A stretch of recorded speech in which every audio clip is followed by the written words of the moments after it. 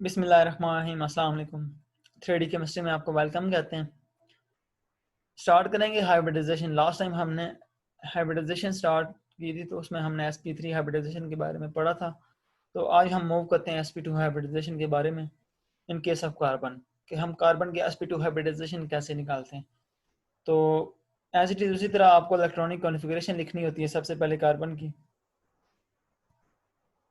1s2 2s2 and 2p2 ground state है, zero energy state है। Excitation होगी तो ये इलेक्ट्रॉन शिफ्ट हो जाएगा। कैसे होगा? क्योंकि यहाँ डाई वैलेंट शो हो रहा है, तो एनर्जी रिलीज होगी, इधर आ जाएगी। दो बॉन्ड जब बनेंगे तो एनर्जी रिलीज होती है। एक्सोथर्मिक प्रोसेस है, लास्ट टाइम हमने ये डिटेल डिस्कस किया था। एनर्जी रिलीज होगी तो यहाँ इलेक्ट्रॉन शिफ्ट हो जाएगा, तो आपके पास इसकी एक्साइटेशन हो जाएगी, हायर एनर्जी स्टेट आ जाएगी। ठीक है। अब नेक्स्ट, जब ये चीज़ हो जाएगी तो फिर हाइब्रिडाइजेशन आती है। हाइब्रिडाइजेशन क्या होती है? In case of sp2 1s and 2p आपस में इंटरमिक्स होते हैं। ये आपके पास एक s और 2p आपस में इंटरमिक्स हुए और 3sp2 हाइब्रिड ऑर्बिटल फॉर्म हुआ। ठीक है, 3sp2 हाइब्रिड ऑर्बिटल। और आपका जो pz है ना, वो एज इट इज अनहाइब्रिडाइज रह गया। ठीक है, ये 3 हाइब्रिड बने तो इनकी शेप्स क्या बन गई? इनकी शेप्स ये बन गई। ठीक है, 1s और 2p मिक्स हुए, आपके पास 3 हाइब्रिड ऑर्बिटल बन गए। ठीक है, इन दी ऐसी शेप के 3 हाइब्रिड ऑर्बिटल बन गए। और जो एक बच गया pz, वो ऐसे एज इट इज रह गया। ठीक है, उसकी शेप सेम रह गई एज इट इज। ये उसकी शेप्स रह गई। ठीक है, इसके लूप्स हाइब्रिड नहीं बने, उसके एज इट इज जैसे थे वैसे ही रहे। ठीक है, ये आपके पास pz है। ठीक है, ये अब 3 आपके पास sp2 बने। ये इसकी शेप्स क्या होती है? इसकी शेप्स आप देखें तो एक्चुअली इसकी शेप्स होती है ट्राइगोनल प्लेनर। ये उसकी शेप होती है ट्राइगोनल प्लेनर, ऐसे अरेंज होता है। ठीक है, और एंगल इनका देखा जाए तो 120 एंगल होता है। ठीक है, 120 डिग्री का एंगल होता है। लाइक आप बात करें लास्ट sp3, तो उसकी शेप्स जो होती थी वो टेट्राहेड्रल थी। दिस वन, ये शेप्स थी। और इनके दरमियान जो आपस में एंगल बन रहा था हाइब्रिड ऑर्बिटल के दरमियान, तो ये था 109.5 का एंगल था, 109.5। ठीक है, तो ये इसका एंगल बन गया। तो इसका एंगल क्या था? अभी जो हमने sp2 देखा तो इसका एंगल है 120, तो इसका एंगल 109.5 है। ठीक है, अब हाइब्रिड ऑर्बिटल बने तो ये pz किधर चला जाएगा? एक्चुअल आप इसकी शेप देखें तो ये होती है। ठीक है, ये ऐसे अरेंज होते हैं। ये जो लूब्स है ना, ये ऐसे अरेंज हुए हैं। ठीक है, ये 1, ये 2 और ये 3। ठीक है, और आपके पास जो अनहाइब्रिडाइज ये बच जाएगा ना, वो एज इट इज उसी तरह आ जाएगा। ठीक है, ये pz आप देख रहे हैं तो ये एज इट इज उसी तरह आ गया। इसके लूप्स सेम ही रहे। ठीक है, बाकी आप देख रहे होंगे कि ये स्मॉल लूप्स भी हैं, लेकिन इसके pz के लूप सेम ही रहे। अनहाइब्रिडाइज होता है, जैसा कि ये शो हो रहा है। आप ऐसे ड्रा करें तो आपका जो अनहाइब्रिडाइज होता है ना, ये इनके छोटे छोटे लूप इधर आ जाएंगे। ठीक है, this way. But unhybridised P orbital आपका एज इट इज उसी तरह ऊपर आगे अरेंज हो जाता है। ठीक है, ये आपका sp2 है, ये भी sp2 है, और ये भी sp2 है। बट ये pz आपका as it is this way, जैसा कि ये आपको शो हो रहा है, तो ये ऐसे अरेंज हुए हैं। ठीक है, अब नेक्स्ट स्टेप क्या होता है? जब ये सारा कुछ हाइब्रिडाइजेशन होगी, ऑर्बिटल्स की शेप्स हमने डिटेक्ट कर ली, तो फिर अब क्योंकि इनके पास एक एक इलेक्ट्रॉन प्रेजेंट है इसके वैलेंस शेल में, लाइक एक इलेक्ट्रॉन तो है ना sp2 की में, तो वो केमिकल बॉन्ड फॉर्म करना है। तो क्योंकि ऑर्गेनिक केमिस्ट्री में आप कोवलेंट बॉन्ड फॉर्म पढ़ते हैं ज़्यादा, क्योंकि organic compound covalent in nature होते हैं, तो कोवलेंट बॉन्ड फॉर्म करते हैं। तो एग्जांपल्स हम कुछ करते हैं, आप इसको देखें तो आपको सही क्लियर होगा। लाइक आपके पास इथीन की एग्जांपल है। ठीक है, इथीन की एग्जांपल है। इथीन में क्या होता है? CH2 double bond CH2। तो इस कार्बन की बात करें, इस कार्बन ने क्या एज इट इज उसी तरह ये कार्बन अरेंज है। लाइक आप देख सकते हैं, तो ये कार्बन ऐसे अरेंज है। ठीक है, ये इन दिस वे, ये अरेंज है। ठीक है, और इसका जो अनहाइब्रिडाइज पी ऑर्बिटल है वो ऐसे आ रहे हैं एज इट इज, वो यूं है उसके साथ। ठीक है, अब इसको ऐसे लिख सकते हैं, लाइक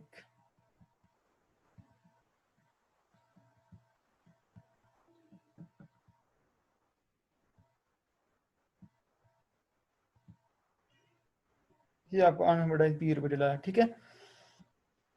अब इनके पास एक एक अनपेयर्ड इलेक्ट्रॉन है, ठीक है, सबके पास एक एक अनपेयर्ड इलेक्ट्रॉन है, इसके पास भी है, इसके पास भी है। अब इसी जगह इथेन के केस में एक ये होता है कार्बन, दूसरा कार्बन भी एज इट इज इसी तरह होगा, जैसे कि ये क्या होगा, ये शो हो रहा होगा, ठीक है, दिस वे।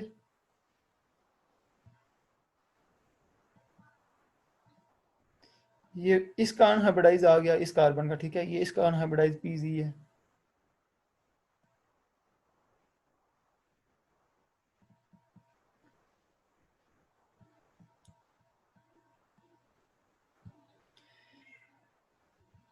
ये दिस वे, ठीक है, ये पीजी इसका और ये पीजी इसका, ठीक है, और ये sp3 sp2 हाइब्रिड ऑर्बिटल है सारे, ठीक है, ये सारे sp2 हाइब्रिड ऑर्बिटल हैं, ये sp2 हाइब्रिड ऑर्बिटल, ठीक है, ये sp2, ये तीनों sp2 को रिप्रेजेंट करें, ठीक है। इसी तरह sp2 ये हैं आपके पास, ये सारे एज इट इज, ये sp2 आपके पास, ठीक है। अब होता क्या है, ये दोनों जब आपस में ये कार्बन इसके साथ बॉन्ड फॉर्म करते हैं, तो आपके पास एक्चुअली जो ये उसी तरह हाइड्रोजन के साथ बॉन्ड फॉर्म कर लेगा, जिस तरह हमने टेट्राहाइड्रल फॉर्म पढ़ी थी, तो ये हाइड्रोजन के साथ एज इट इज उसी तरह बॉन्डिंग कर लेगा, ठीक है। ये भी हाइड्रोजन के साथ, ये भी आपका हाइड्रोजन के साथ बॉन्ड बना लेगा, ये भी हाइड्रोजन के साथ बॉन्ड बना लेगा, ठीक है। इन दोनों ने भी हाइड्रोजन के साथ बॉन्ड बना लिया, इसने भी। अब दो हाइड्रोजन इधर आ गए, दो इधर। अब ये जो पाई बॉन्ड बन रहा है, ये पाई बॉन्ड कैसे बनेगा, ये वाला, तो इस पाई बॉन्ड को देखें तो ये साइड वाइज ओवरलैपिंग से बन रहा है, ठीक है। ये पीजी के लूप्स आपस में क्या कर रहे हैं, साइड वाइज ओवरलैप कर रहे हैं, ठीक है।